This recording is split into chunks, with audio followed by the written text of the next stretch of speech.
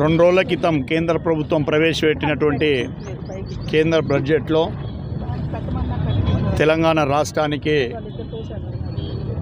ఏమి ఇవ్వకపోవడం, అందులో భాగంగా పిసిసి అధ్యక్షులు మహేష్ కుమార్ గౌడ్ గారి పిలుపు మేరకు మరి నిన్న ట్యాంక్ బండ్ దగ్గర ఉన్నటువంటి అంబేద్కర్ విగ్రహం దగ్గర పెద్ద ఎత్తున నిరసన కార్యక్రమం చేయడం జరిగింది. మరి అదేవిధంగా మరి వారి పిలుపు మేరకు ఈరోజు కుత్బుల్లాపూర్ నియోజకవర్గంలో ఇక్కడ నిజాంపేట్ మున్సిపల్ కార్పొరేషన్కి సంబంధించినటువంటి అంబేద్కర్ విగ్రహం దగ్గర కూడా మరి బీజేపీకి మోడీకి వ్యతిరేకంగా మరి రాష్ట్రానికి రావాల్సినటువంటి నిధులను ఇవ్వకుండా ఆపినందుకు ఈరోజు యొక్క కాంగ్రెస్ పార్టీ ఆధ్వర్యంలో నిరసన కార్యక్రమం చేపట్టడం జరిగింది. ఈ నిరసన కార్యక్రమానికి కుత్బుల్లాపూర్ నియోజకవర్గ ఇన్ఛార్జ్ హనుమంత్ రెడ్డి గారు, మరి మిగతా సంబంధించిన నియోజకవర్గం సంబంధించిన అందరూ కూడా కాంగ్రెస్ పార్టీ నాయకులు, కార్యకర్తలు అందరూ కూడా పెద్ద ఎత్తున పాల్గొన్నారు. అందులో భాగంగానే మరి ఇంతకుముందు కూడా మనము ఈ రాష్ట్రంలో గత అసెంబ్లీ ఎన్నికల్లో 8 సీట్లే ఇచ్చారు ఈ రాష్ట్రంలో బీజేపీకి.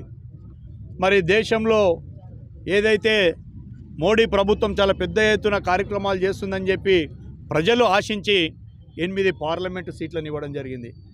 మరి 2 కేంద్ర మంత్రులు ఉన్నారు ఇక్కడ. మరి మీరు ఏం చేస్తూ ఉన్నారు? మరి రాష్ట్రానికి, తెలంగాణ రాష్ట్రానికి మరి ₹1 తీసుకురాలే, మీరు ఏం చేస్తూ ఉన్నారని మిమ్మల్ని అడుగుతూ ఉన్నాం. మీరు ఒక్కసారి ఆలోచన చేయండి.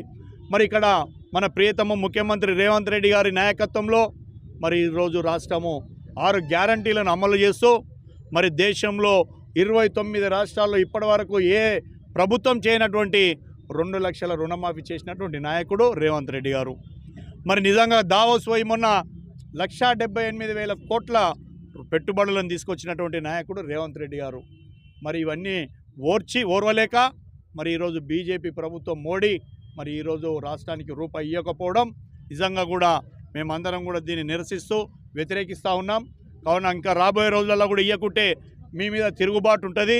ఆ తిరుగుబాటు మామూలుగా ఉండదు తెలంగాణ ప్రజల తరఫున అని చెప్పి మిమ్మల్ని హెచ్చరిస్తూ, మరి ఇవ్వకపోతే ఇంకా భవిష్యత్తులో తిరగబడే రోజులు వస్తాయని చెప్పి తెలియజేస్తూ ఉన్నాను. Thank you.